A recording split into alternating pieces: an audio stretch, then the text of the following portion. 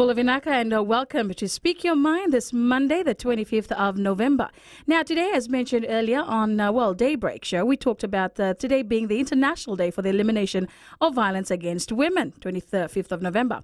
Now, this has been commemorated since 1981, when the first female, feminist Congress for Latin America and the Caribbean commemorated the violent assassination of the Mirabal sisters. Now, this had occurred in the Dominican Republic, and of course, on that same date back in 1960.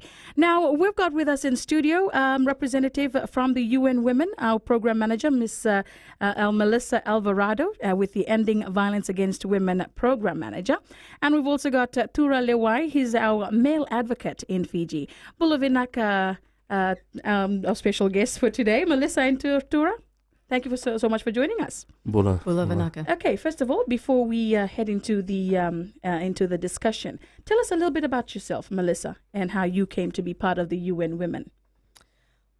Thank you for that question, and thank you for having us here today. Okay. Personally, I came to this work through working with survivors many years ago. I started as an advocate, as a volunteer, working with women who were in crisis because they'd experienced domestic violence or sexual violence or rape.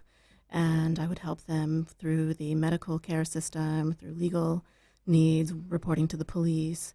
And it's something that I just absolutely fell in love with and became very passionate about. And it's something that I love very much. I love this work. Inaka. And Tura, a little bit about yourself. Well, first of all, maybe explain where I'm from. Right. I'm from the beautiful islands of Laos. Okay. From Como specifically, and I have maternal links to the Kondrove. And I think for me, the passion for this work really drew around just seeing the struggles that women around me were going through, Right. especially around the issue of violence against women. So, that issue, just seeing what women are going through, the struggles, all the pain and the issues that they had to face like on a daily basis, especially those that were survivors, and that really touched me. And like I started asking the questions about, why are they going through this alone? Why is it that men are not talking about these issues? Why is it only a women's issue? And I think, that's where it really grew from, is just by being aware of what's going on around you, in your own communities, in your families. And I think, like even with your friends, just seeing what the signs are and just being aware that there is an issue that's out there. Right. Vinaka, now it mentions here that in 1991, this was the date that they set aside, the 25th of November. Why can you tell me why particular this date? Well, as you know, it has international significance because of the date of that assassination that happened Right. years ago. And the international women's movement, this is really an action that was led by the women's rights movement and activists who were organizing around ending violence against women. And so that date was established, and it was also established through the UN. And then there was a movement to actually create a much longer campaign rather than Right. having something that lasted one day.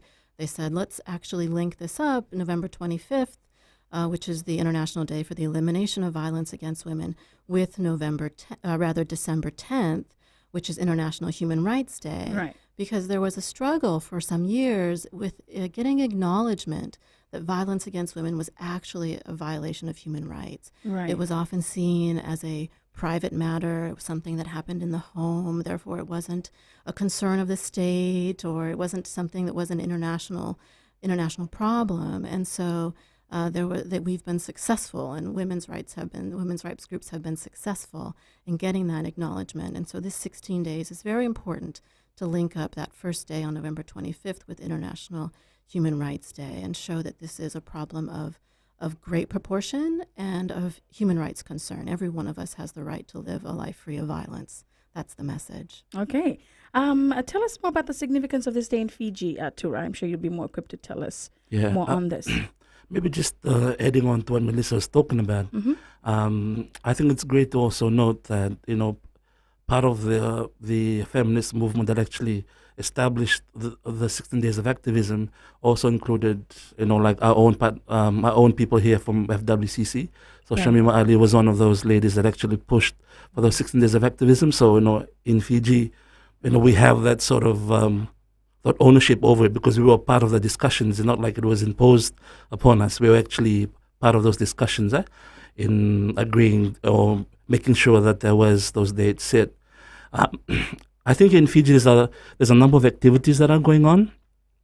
And, like I heard from friends that in Mass yesterday in church, like the priest was actually talking about violence against women, so kicking off the whole 16 days of activism. So it's great to see that it's not only NGOs or UN Women, that there's this ownership that the churches, the religious bodies are also taking in realizing that violence against women is an issue also for people in their own congregation. That women that actually go through this are not women, say, in Africa or in Asia. It's women in their own homes, in their own congregation. So the fact that there is this ownership that started, so there's this conversation that's already started in terms of the awareness on the issue of violence against women. And I hear there's also other activities that are going on.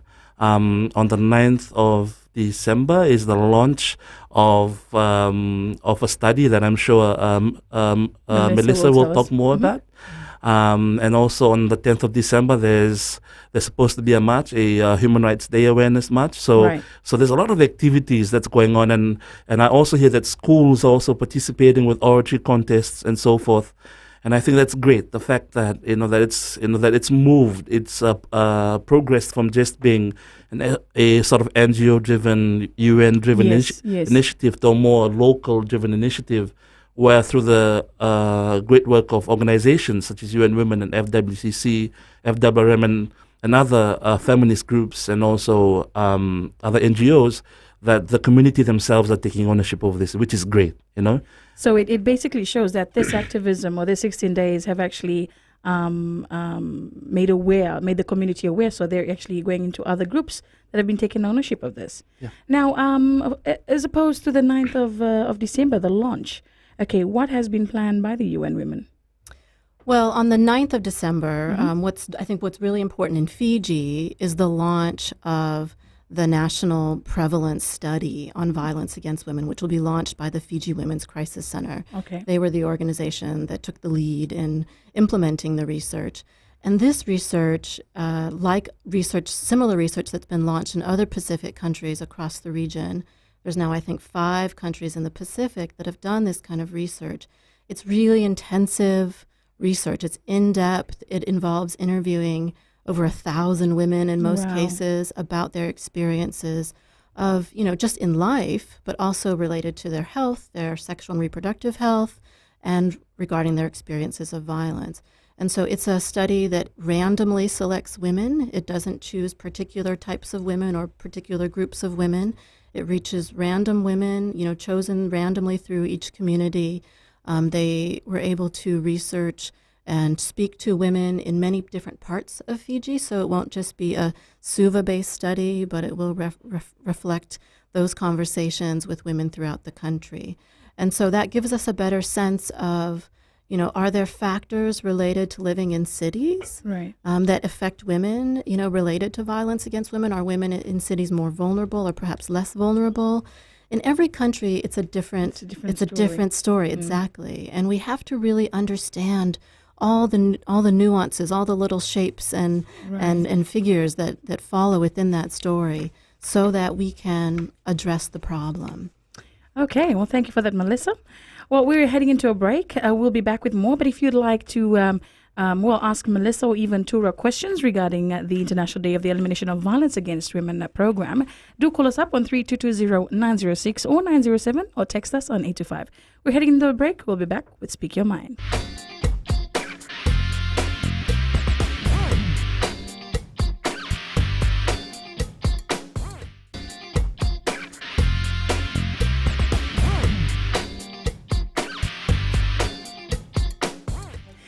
Bula Vinaka, and welcome back to Speak Your Mind. I'm your host, Serafina Wedlock, and I'm joined in studio by our guest, of course, Melissa Alvarado. She is the Ending Violence Against Women Program Manager for the UN Women. And we've also got Mr. Tura Lewai, who is our male activist or advocate in Fiji. Well, once again, Melissa, interestingly enough, the study that you mentioned will be launching on the 9th of December, and you've kind of given us a breakdown of what the study entails. Now, something that you were really interested to get across was the issues faced by the women that they have studied in the Pacific or in Fiji. Tell us a little bit more about that. Thank you. Yes, the studies across the Pacific have been extremely valuable. They're golden to us because from those studies, we've learned so much about the experiences of real women. We get to hear their stories. We get to hear some of the facts about what happens to them, the types of violence they experience. And we don't ask them, have you experienced violence against women or domestic violence or even rape? We ask them questions like, have you ever been hit, beaten, punched, choked, burned? These are very specific acts and behaviors that fall within this definition of violence against women. And so then we can have a very clear understanding of what has happened to them.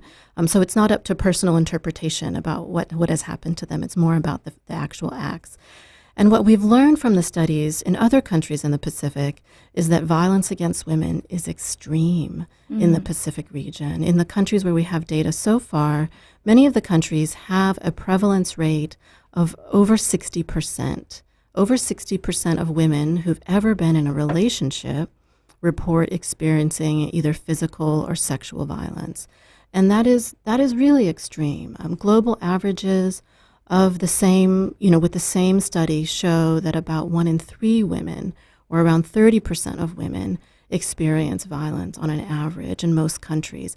And that already is a very high number. If you think about all the women that you know in your life, the women that we know and we love, our sisters, our mothers, our aunties, our daughters, our nieces, our colleagues and friends, if you imagine that 1 out of every 3 of those women experiences this problem, it's rather striking and scary.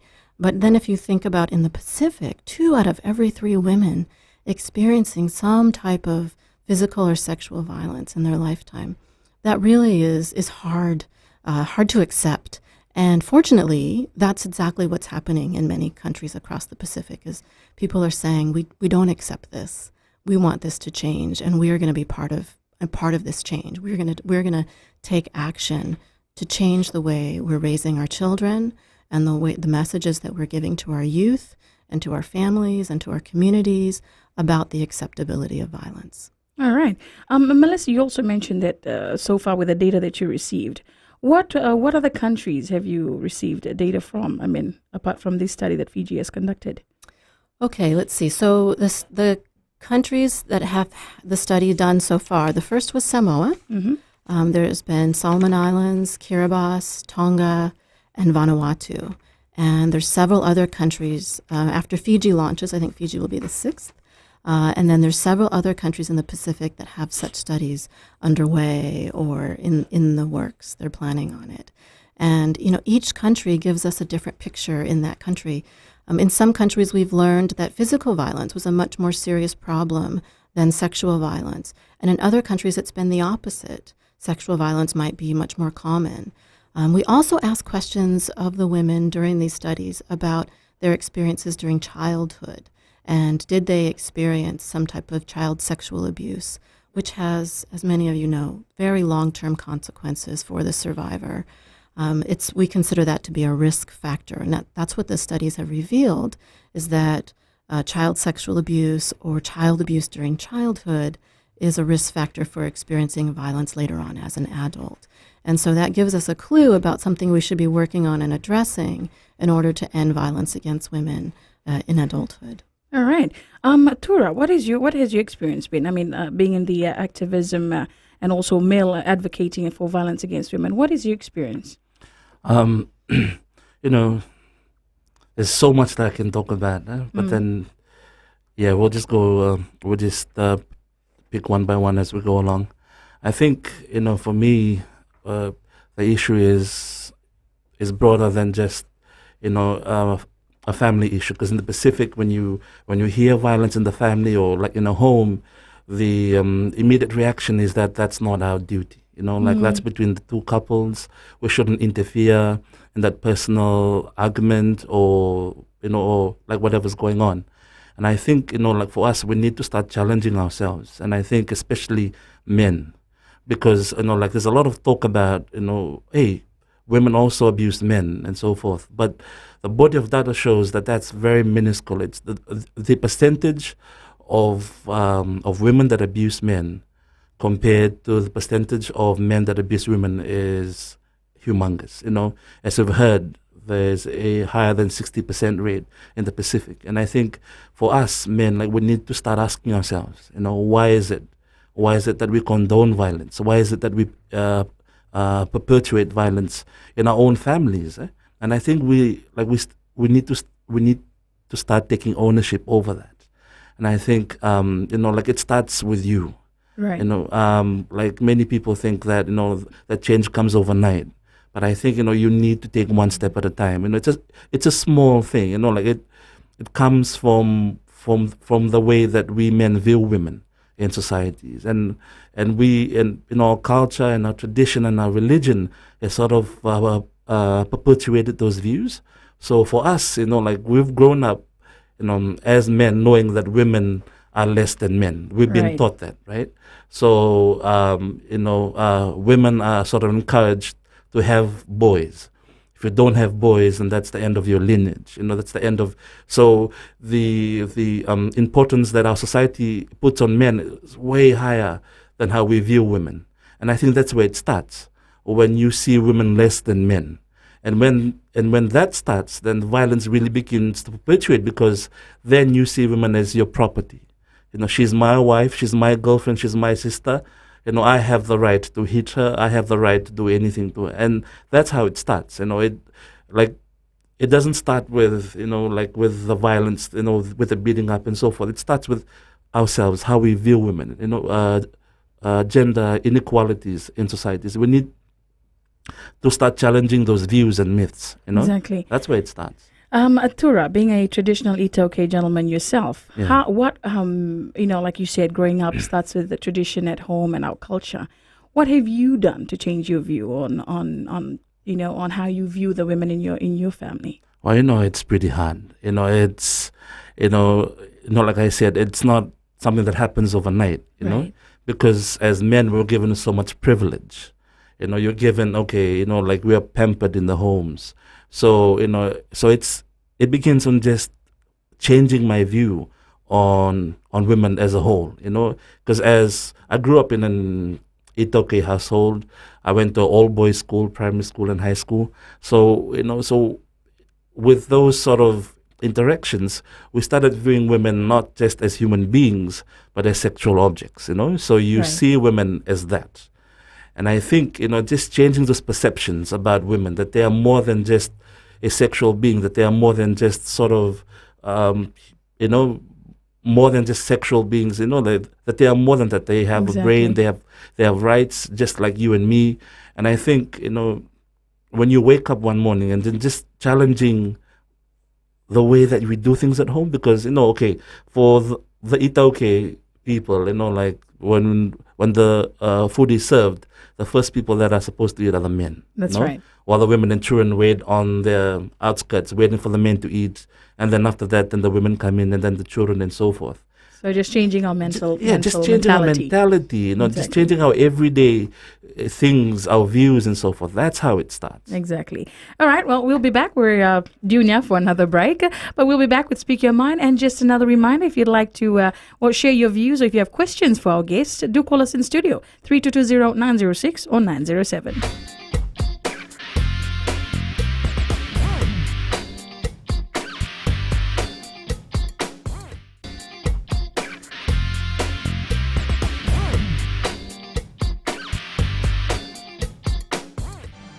Welcome back to Speak Your Mind. And once again, it is the 25th of November today. Orange Day, I'm sure it's called, Melissa? That's right. That's Okay, right. and that is the elimination, or the International Day for the Elimination of Violence Against Women. Now, in studio once again with us, we're joined by Melissa Alvarado, of course, of the UN Women, and she is the Ending Violence Against Women Program Manager, and our male advocate in Fiji, Mr. Tura Lewai. Okay, Melissa, just continuing on with some of the issues that you had highlighted earlier with the study, and I believe there were other things that you'd like to highlight. That's right. Yes. Well, my colleague Tura was just mentioning about some of the important work that he's been doing personally and professionally, which is around changing attitudes, around normalizing violence. You know, that violence is something normal that we should expect, that we should prepare for. You know, what we've learned through the studies as well is that sometimes, very often, women also accept violence. Right. So what we see is that it's something that is visible in the community. It might be visible in our homes. Right. If we've grown up with it, then we've seen it, we've experienced it. Our mothers and grandmothers, you know, our elders, maybe, you know, male or female, might tell us as young people that this is something that you have to endure or expect or accept. Right. And that is something that we are all working to change. We are sending the message through many different ways, through activist organizations, through UN organizations like mine and many others, and through and governments as well have a role to play in sending out the message that violence is not acceptable. And also it's important that we also send the message that when violence does happen, it's not the responsibility of the perpetrator, or rather the survivor or the victim. It is the responsibility of the perpetrator, and so the one who commits the violence. You know, Right. there's a lot of myths and misconceptions and messaging that goes on regarding violence, which puts the blame on the woman, on the survivor. You know, if she had done what she had been told, if she had cooked dinner properly, The clothes that she wore, yes, you know, those are some of the main arguments, you know, Yes. that sort of perpetuate those myths, you know, because when women get raped, So basically, they Oh. kind of justify the action. Yes. That's the excuse. yes, that's right. and it's funny though, because like the fact of the matter is that as a society, it's easier for us to accept the perpetrator and to forgive the perpetrator than for us to overlook what's happened to the survivor. Yes. Because as a survivor, you're sort of tainted, you know, whether it be rape, sexual abuse, or even violence. You know, society views a woman that's been through this type of relationship as being sort of used goods. You know, Right, I mean, right. like, forgive me for saying that, but that's the truth. So we begin to sort of, okay, let's forgive the perpetrator because it's the Christian thing to do, to forgive. right? Exactly. But yet we never really look at, okay, how is this affecting the survivor or the victim?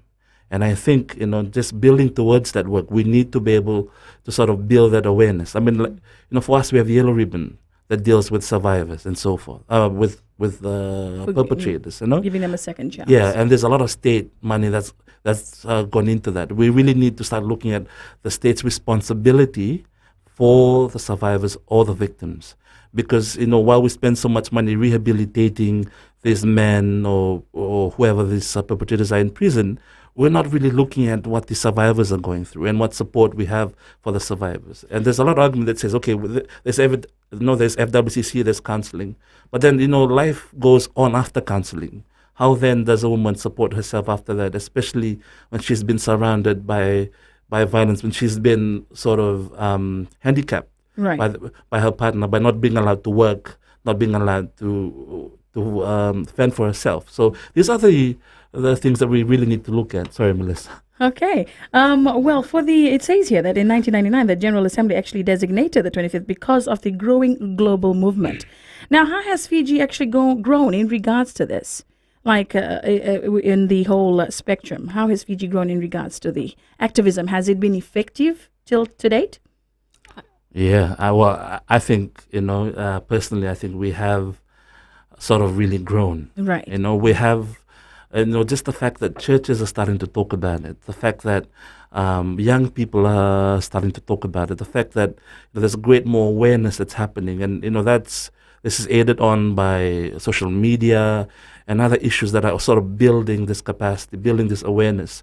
And and it's great to note that there are schools that are also raising awareness on these issues. So as a young person, you're sort of made aware that this is not okay. Right. Because growing up, when you don't have that sort of information, you're sort of, okay, so maybe that's okay. Maybe dad hitting mom or dad swearing at mom or vice versa is okay. But the fact that this is great awareness that's happening.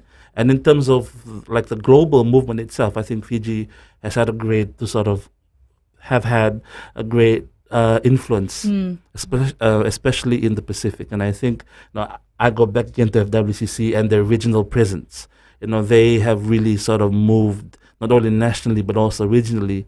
And I think UN Women has sort of opened doors for like people like me, and and other male advocates as well, that to get in touch with training and opportunities to sort of have this conversation, to learn from other countries or other men and other women that have sort of gone through these issues. Now, India, South America, Europe, Fiji has a lot to learn, but it has also a lot to offer in Right. terms of the global movement. Minaka.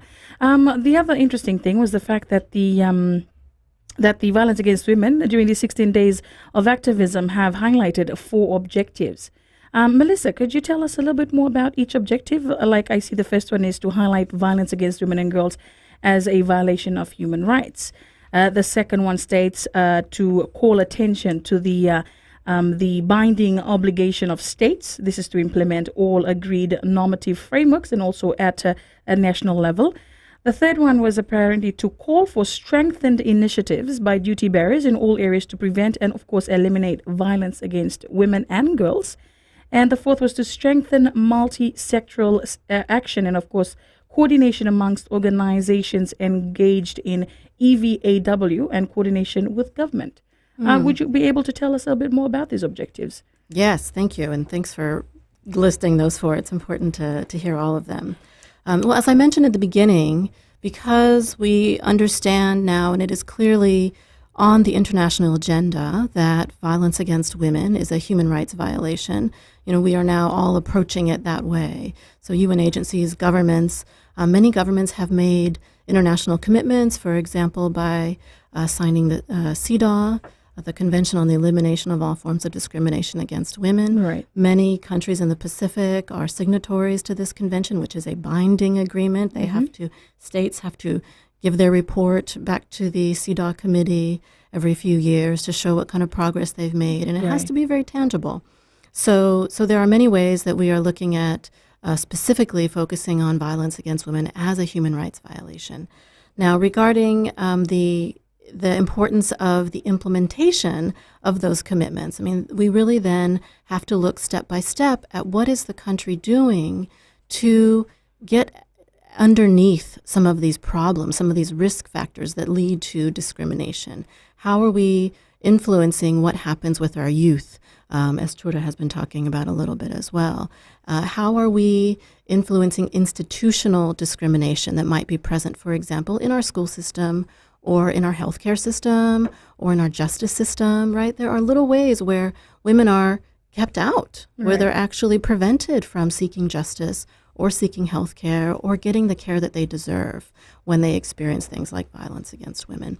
So these types of reporting obligations give them specific tasks that they have to actually meet. And sometimes that means you have to develop a specific legislation on an issue like violence against women, or perhaps just develop a certain policy or take specific actions to train your team, train your staff, train your health workers, your police officers, your judges, for example. So perhaps I'll stop with those 2. Thank you, Melissa. Yes, we'll continue when after this break, when we'll be right back. And just another reminder, if you have questions in regards to this, do call us up, 3220-906 or 907, or text us on 825. This is Speak Your Mind.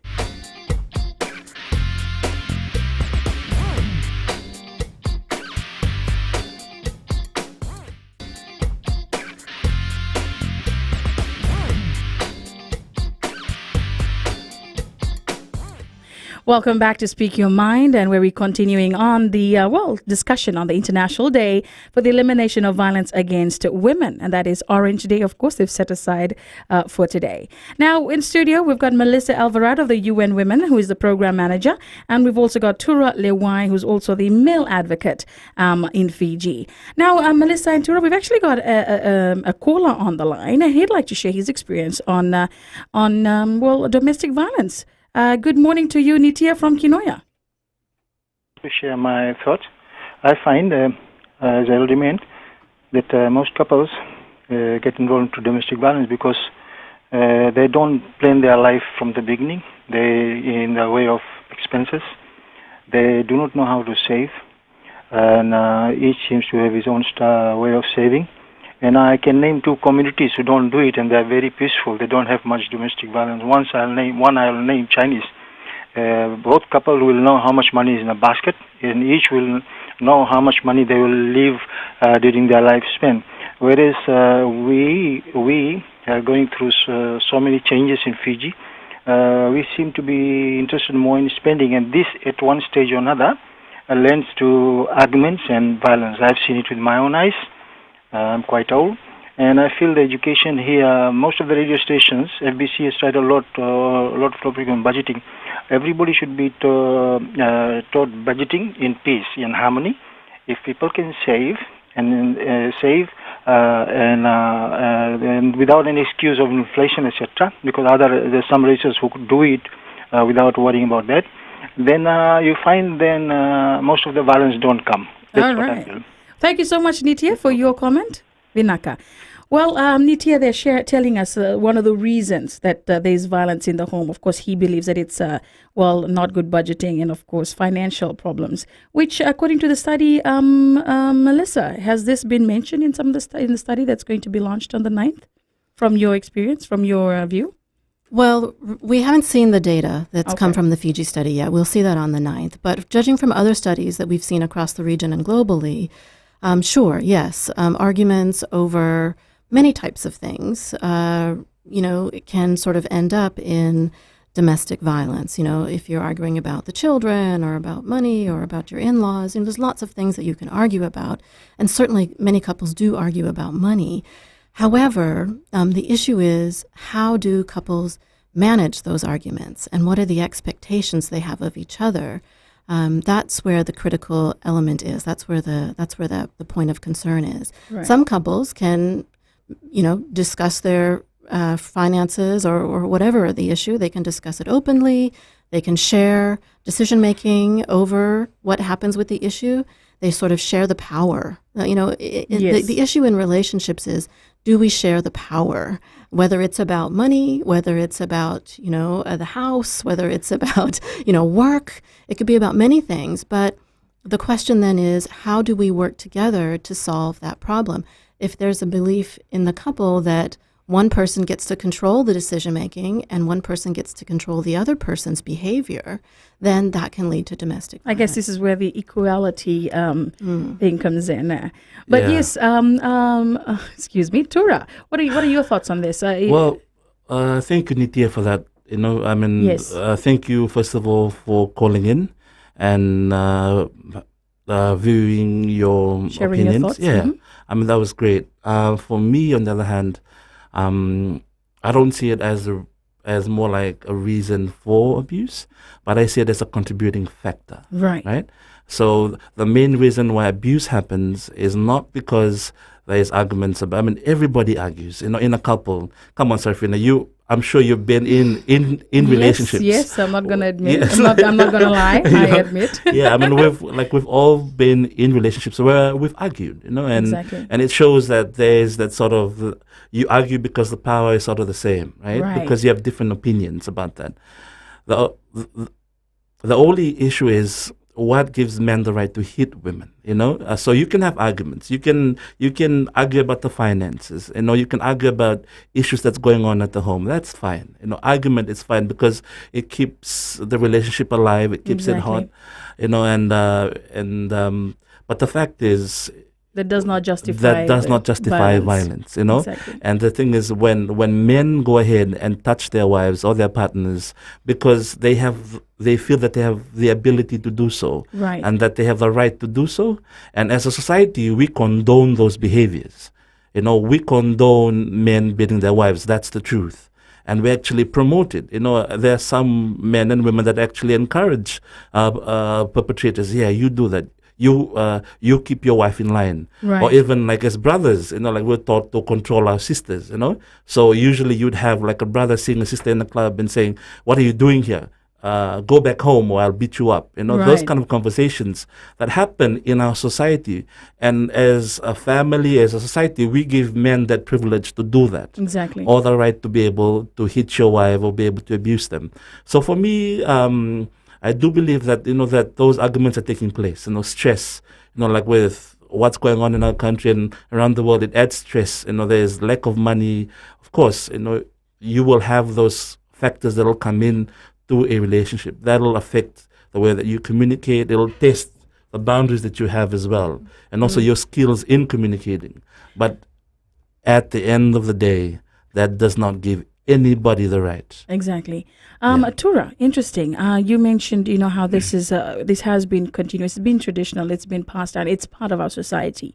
Has there been any like with this activism put in place? Has there been any like workshops taken out to the community or taken out to the schools to educate both men and women on maybe women to empowerment and also men to change their mentality? Has any workshops been taken out to the community on the activism side? Well, you know, I'm also part of an organization called FSBI. Right. And we were lucky enough to have some funding from UN Women to be able to do work with the wheelbarrow boys or the street dwellers. Okay, tell us a So bit about that. yeah, so every Friday, if you were to come past the market, you will see them wearing their T-shirts, all of the wheelbarrow boys, right? And it says "Dare to be different" in Right. front, and then at the back it says "Stop violence against women." You know, and we've carried out this work with the street dwellers, with the wheelbarrow boys and the shoeshine boys in the past few about 18 months, a bit more than 18 months. So we've had workshops with them. We've taken them through the conversation about violence against women and so forth. So they actually saw the need. You know, they actually enjoyed the workshops. They actually saw the need to be educated on this issue of violence against women, because as we know, in the streets you survive with violence. You know, or also they think so. So if you're not violent, you know, if you're not strong or violent, you won't be able to survive on the streets. So having these young men and women that, you know, that came in and they were so eager to learn about these issues, and from this they've actually developed those T-shirts. You know, those are not our phrases; those are the messages that they themselves came up with. Yeah. Oh, nice. So if you were to come through the market on Friday, you will notice all of them wearing it, because all of them are part, or well, most of them are part of the Wheelbarrow Association, which also consists of the Shoeshine Kids. Right. So they've also taken in this initiative, and there's also initiatives by the church, by the Ministry of Education, by and I'm sure maybe Melissa would like to talk a bit about that. Yeah, okay, we'll get back to you, Melissa. We're actually been signaled for time up, but we'll be back with Speak Your Mind, and that'll be our final segment. And if you have any more questions, or if you'd like to share your thoughts on this, call us up on 3220-906 or 907.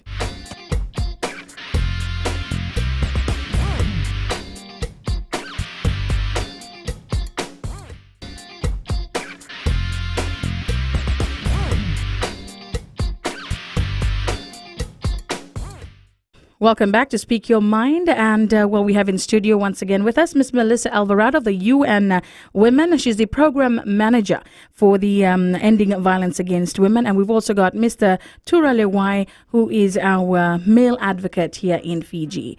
Now, Melissa, you wanted to continue where Tura left off, and that is other programs that you have in place in taking the awareness or creating the awareness for the public. Do share it with us. Right. So Tura mentioned that UN Women has provided funding and support to his organization, the Foundation of the South Pacific Peoples International, if I got that right. And that's one example of an organization that we've funded. We have what we call the Pacific Regional Ending Violence Against Women Facility Fund that we set up years ago in response to calls for help from smaller organizations, even government departments saying, we want to do more on violence against women, but we don't really have the additional funding, and we also need technical support. And so can you assist us? And so we set up this small grants program. We could think of it like that. It's actually expanded now. It's not just really small grants. There are actually larger grants now as well.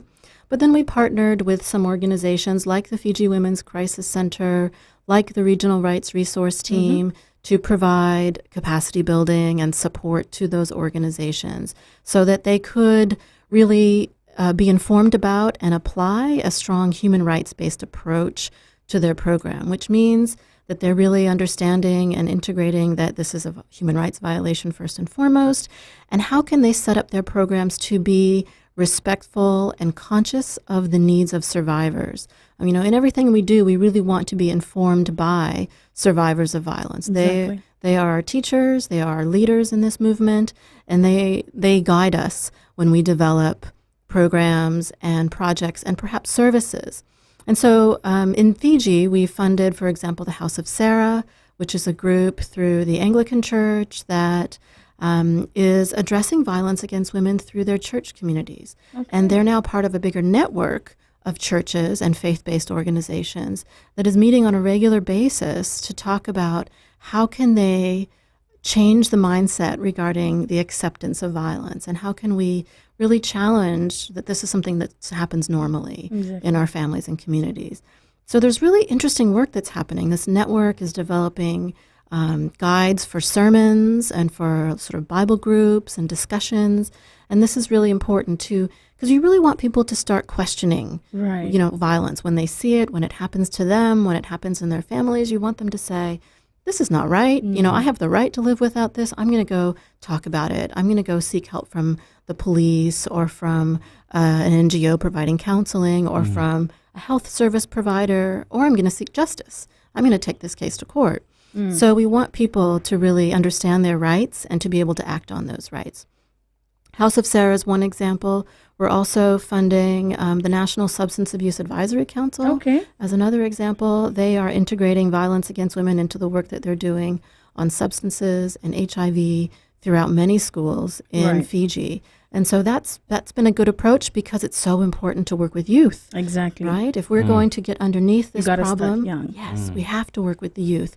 And what we've learned recently is that we have to work with younger and younger boys and girls so that they understand what is gender, what are their rights, what is power, and to think about these expectations regarding violence that we hope that they would expect to live in a relationship without violence before they get into that long-term relationship. So we need to help our youth think through these things. This touches on the comment that we heard earlier. Exactly. But, you know, in the end, what we're hoping to achieve, and I think what the ideal state is that we live in a place where violence is not condoned, it is not accepted, and there are strong services that exist for survivors of violence.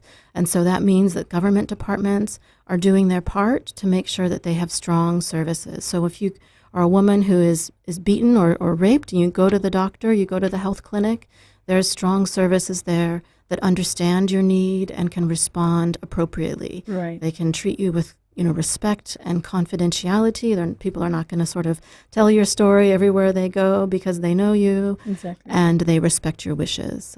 So what we hope to have is a community where police and NGOs and health and justice and education and social welfare are all linked up, connecting with each other around the needs of the survivor, and that all of that is happening in a very coordinated way. Yeah, that's right. Tura, for the male advocates in Fiji, would you say there's a big group of you that actually are on board and trying to take this out to the other male population in the country?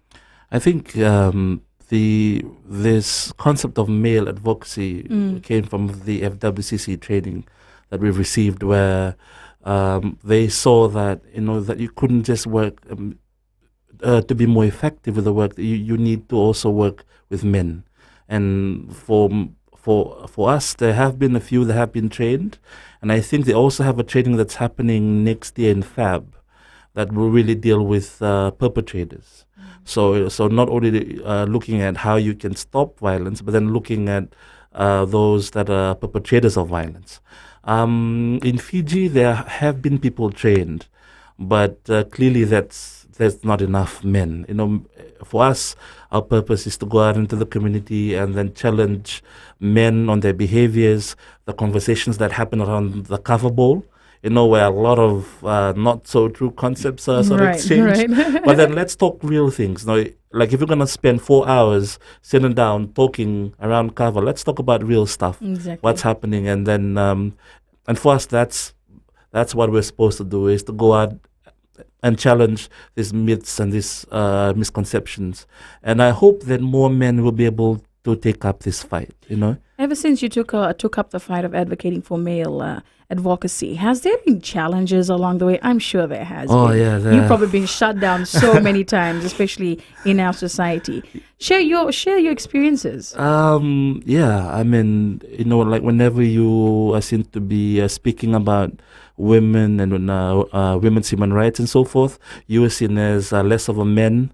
You're seen as more feminine, you're seen as gay or as homosexual. I mean, which is nothing's wrong with that. But the fact is, people don't really pay attention to this issue because it's often a really hard issue to talk about. Exactly. So often you get ridiculed and so forth. But, the fact of the matter is that I have the support of my friends. I have the support of my family. I have the support of great organizations like local ones like FWCC, FWRM, and other feminist groups, and I have the support of UN Women. And to know that there are people around me and also behind me that are supporting the work that I do. And also, before we finish, just like to challenge men out there, is that, for us men, we really need to start re-looking at ourselves and this issue of violence against women, and we can take up this fight. We can and we will. Vinaka, that was great. Well, on that note, we actually end our segment today. Thank you, Melissa. Thank you. And also thank you, Tura, for being in studio with us. That was your Speak Your Mind for today. We'll be back next week, Monday, same time, same place. Until then, have a great day.